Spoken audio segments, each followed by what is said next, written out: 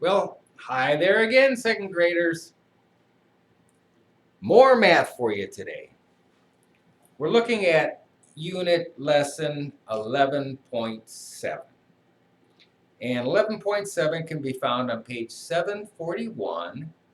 That's 741 in your math workbooks. And I briefly looked at this lesson, and there are times that I question the publishers about what they do and how they do it. Because some things can actually confuse kids more than teach them. But we'll go through this. Lesson 11.7 is really talking about something that you will all come to know and understand as area. And what they're saying here is if you take a shape, a rectangle, and let's, for example, you see this square and this square.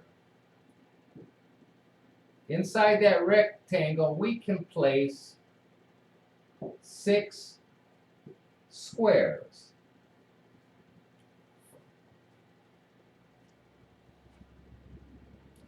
Those 6 equal-sided square units make up the area of the surface of that shape. Now, let's dig into this lesson a little bit and see what the publisher has decided to come up with to see how much we can confuse second graders.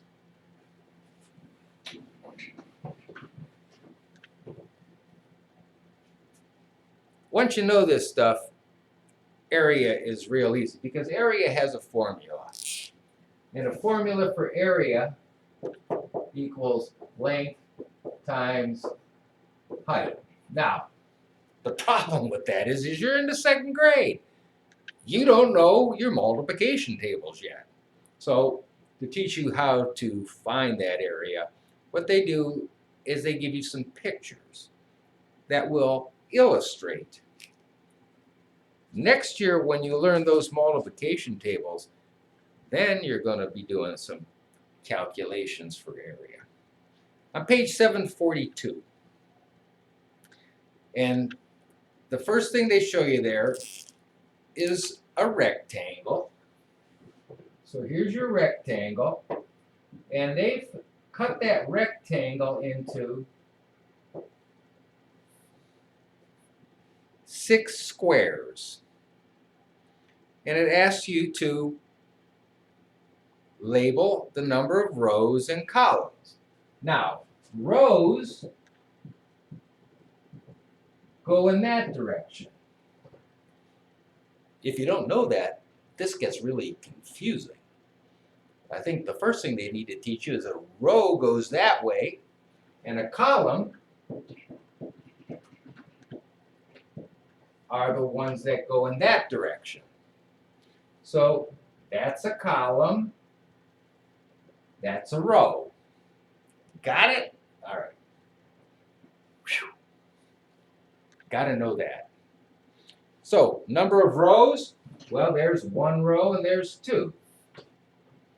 Number of columns, well, there's 1, there's 2, there's 3. Got it? So 2 rows, 3 columns. Now, how many of these square tiles are inside those 2 rows and 3 columns? 1, 2, 3, 4, 5, 6. So there are 6 square tiles. You will learn in the future that when you're doing surface area, your answer will always be in square units. It'll either be square inches, square feet, square centimeters, square meters, square yards, square miles. It'll always be square because it's a square unit that will fill up the surface. Now, number one, this is where I kind of scratch my head because it tells you at the beginning of this lesson, partition rectangles. And the very first problem they give you is what? A square. You know, must not have had their coffee that day when they put this first problem together. But anyhow, you can do the same thing with a square. It don't matter. It tells you, use colored tiles to cover the rectangle, trace around the square tiles, write how many.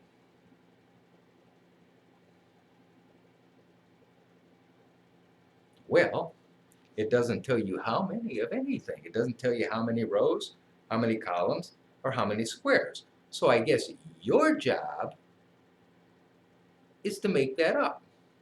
So now we can get really creative and make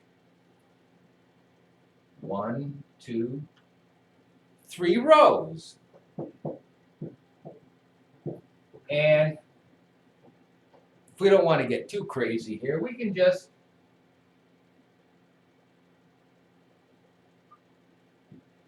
do 1, 2, 3 columns. Now, the thing about a square, because it is square, you have to have the same number of rows as the same number of columns. Otherwise, you don't end up with square units inside of it. Now, we could have also taken that square, let me make it a little smaller here, and we could have made that square simpler into 4. But you see, each one of these, the length is the same on all sides. That's what makes it square. It's the same. So when you encounter a square, you've got to have the same number. Here we have 1, 2 columns, 1, 2 rows. You can break it into however many you want to, just got to have the same columns as rows. That only works out in squares. And since this lesson was all about rectangles, it kind of boggles my mind that they start off by throwing a square at you.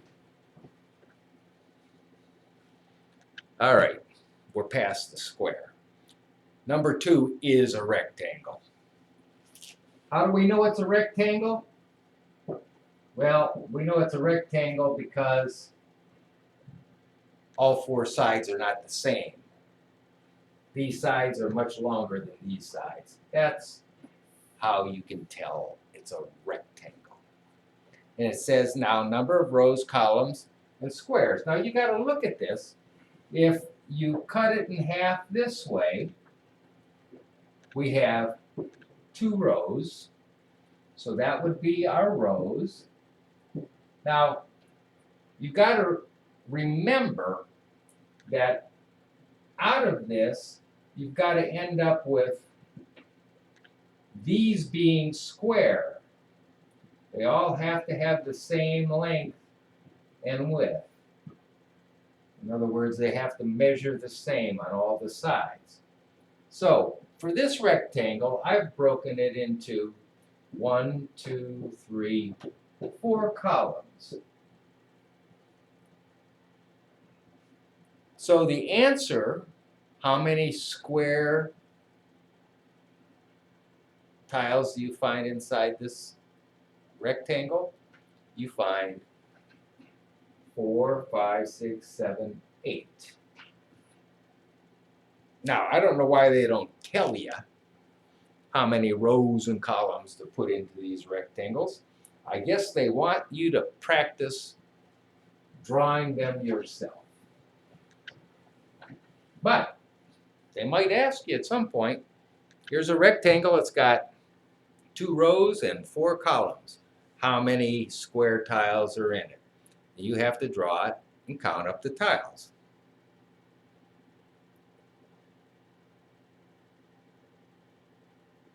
Number 3 is the same, number 4 is the same. So let's go to number 5. Mary started to cover this rectangle with ones blocks. In other words, each block is equal to 1 square unit. How would you estimate the number of ones blocks that would cover the rectangle? So you look at that illustration there, and they've got 4 and 3. So let's just replicate it here on the board. They've got 3 columns. And then in that they've got 4 rows that have been provided. So you have this top area here, and they want you to estimate. So now you can look at the distance between the rows, and let's just do that. Estimate where those rows and those columns would be in that blank area on top. And so it's asking you, estimate the number of ones blocks that would cover the whole rectangle. So we do this and then we just count them. 1, 2, 3, 4, 5, 6, 7, 8, 9, 10, 11, 12, 13, 14, 15, 16, 17, 18, 19, 20, 21. There are 21 squares in that rectangle, and that would be a pretty good estimate, I would say.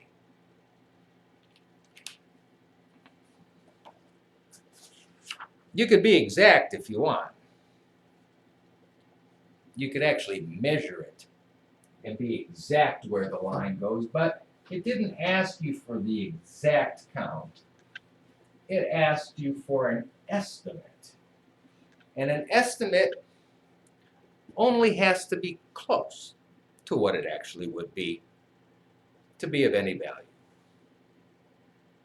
Now, as I turn to page 744, I see there that there's a mid-chapter checkpoint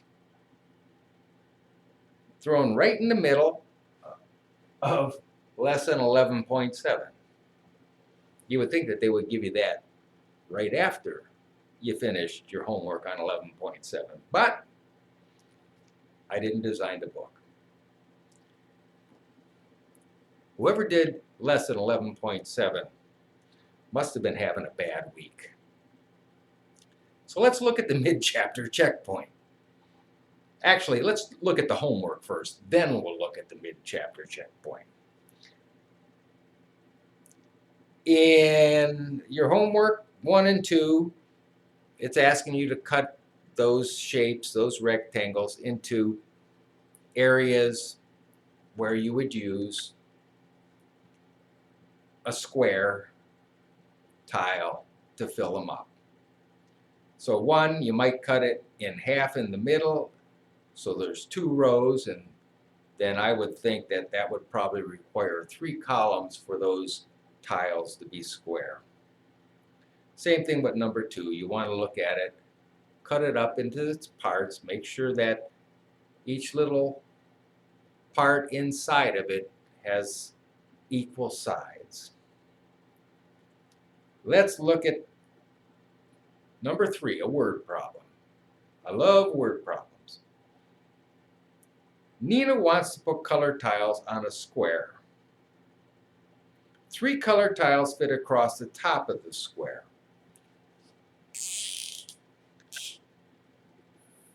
Remember, this lesson's about rectangles, and problem number 3 is about a square.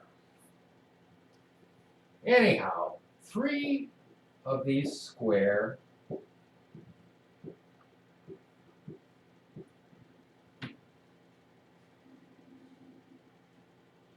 make up the top.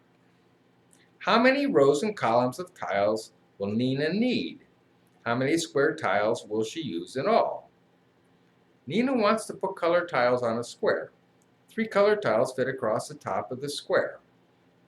How many rows and columns will Tina need? It's a problem that is a problem because it doesn't tell you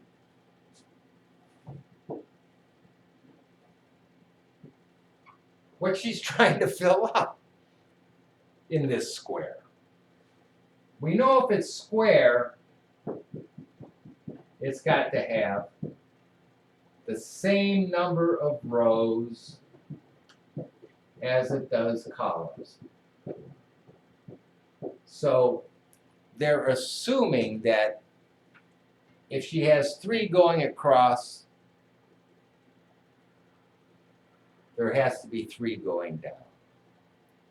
So your answer to this would then be 1, 2, 3, 4, 5, 6, 7, 8, 9 squares altogether. It's no wonder you guys don't get confused by some of this stuff.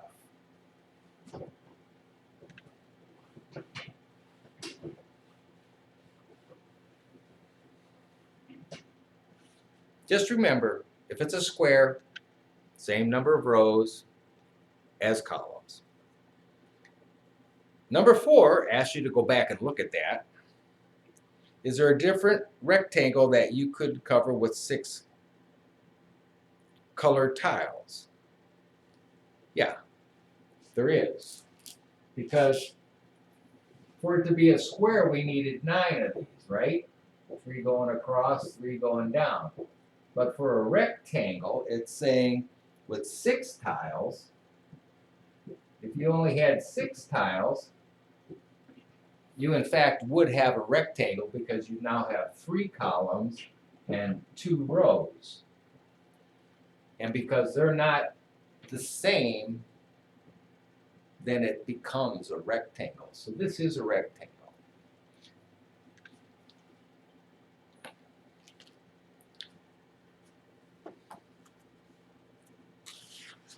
I don't want you to get confused by calling a square a rectangle, because a square is not a rectangle. It is in the sense that it has 2 sets of parallel sides, but a square is unique in geometry, and it's unique because all 4 sides are the same measurement.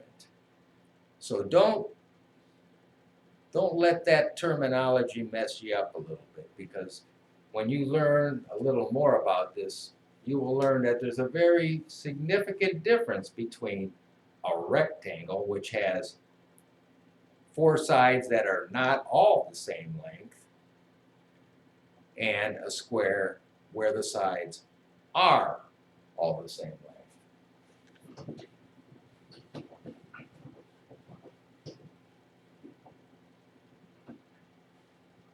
All right. 746. What do we got here on the homework?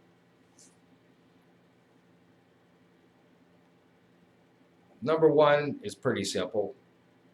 That rectangle there has 3 square units in it, or 3 square tiles. They're calling them tiles. Same thing. Number 2, though, is asking you how many faces does a cube have? And you got to be careful, because a cube is also square. It's square in the sense that all 4 sides have the same measurement. In order for it to become a cube,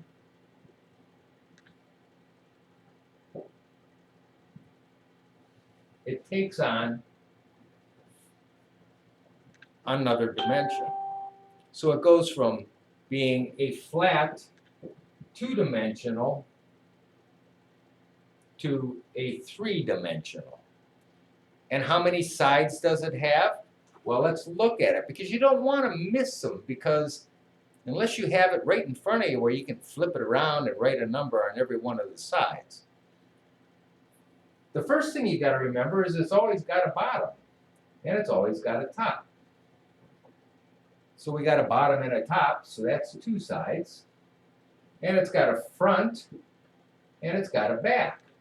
So that's another two sides. And then it's got this side and this side. So there's another two sides. So altogether, a cube has 1, 2, 3, 4, 5, 6 sides. And if you opened it up, and you can do this if you have a cardboard box at home, you can open it all the way up. What would it look like if you opened it all the way up? Well, it would have a top, it would have a back side. Here's the top, there's the back side, it would have a bottom, and it would have a front side, and then it would have the other two sides. And if you folded all them sides up together, it would turn into that cube. Sometimes the best way to learn this is take a box and put all the sides open. And then you can see how box companies, how they make boxes, because that's what they have to do. They have to cut out a piece of cardboard that looks like that T and then bend it, put it all together. That's how you make a box. How many angles does the above have, number 3? Well, that's a hexagon, 6-sided. And if it's got 6 sides, how many angles does it have? That's right, 6. Now, let's go back to 744 and look at the mid-chapter. This checkpoint's going to ask you a half a dozen questions about what we've learned so far in unit number 11. First thing they ask you to do is circle the objects that match the shape name. So it's asking you to circle a cylinder. Now, there are 4 images there. There's a cone, a cylinder, a rectangle, and it's actually a 3-dimensional rectangle, and a basketball, which is 3-dimensionally is a sphere. Only one of those is a cylinder. That's the second image in. Then it asks for a cube, and remember we just did a cube. Same measurement on all sides, top, bottom, front, back, left and right side. And looking at the choices you have there, I think you'd be correct if you find 2 of those that are cubes. Now write the number of sides and the number of vertices. Remember vertices? A vertex is the point where 2 lines come together. When it has more than 2 lines, it has the plural of a vertex, which is vertices. And each one of these objects has more than 1 vertex, so it's asking you to write the number of sides and the number of vertices. Now, again, this is really easy. It's just like the same number of sides is the same number of angles, the same number of sides is also the same number of vertices. 3 sides, 3 vertexes. See? So that's pretty simple. So the first object there is a trapezoid. And it's a trapezoid because only one set of its sides are parallel, the other 2 are not. Count the sides, count the vertices. Each point where the line touches another line.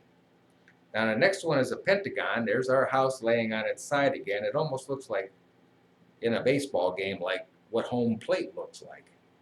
That's a pentagon. Pentagon has 5 sides. How many vertices? Then finally, a hexagon.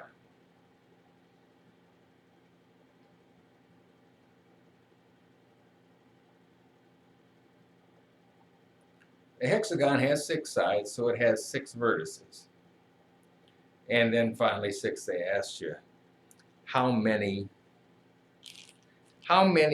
angles does that pentagon have? Now I want to look something up here real quick.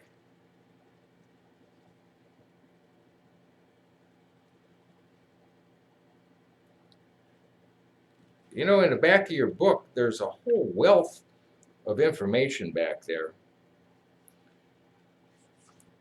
And just about everything we're learning about is illustrated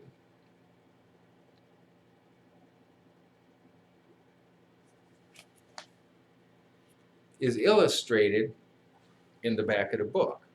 And it's all alphabetical. You know, it starts at A and goes to Z alphabetically. So if you're, I just looked up quadrilateral because number 3, that's what they're calling that, a quadrilateral. And I called it a trapezoid. It is a trapezoid. It's also a quadrilateral. And a quadrilateral is a 4-sided shape. Quadra meaning 4. So any shape that has 4 sides is a quadrilateral. But what makes it a trapezoid is only one set of sides are parallel. Didn't want to confuse you on that. So that's it for Unit 11.7's lesson. The next thing is 11.8, where it's asking you now to look at different shapes, regardless of what that shape is, and then to divide it into equal parts. Now that's kind of important. Don't get tricked. Equal parts mean that the parts are all equally the same. You can take any shape and break it into 1,000 parts and none of them are the same. We're going to learn about how you take a shape and break it into parts where all the parts are exactly the same. That'll be lesson 11.8. So we're halfway through the last lesson of your math book. So, and actually we're probably a little bit further than halfway through. So we'll be finishing this up next week. Pretty cool, huh? We're almost done, kids. Take care of yourselves, stay safe, be kind to people, all right? Stay out of trouble.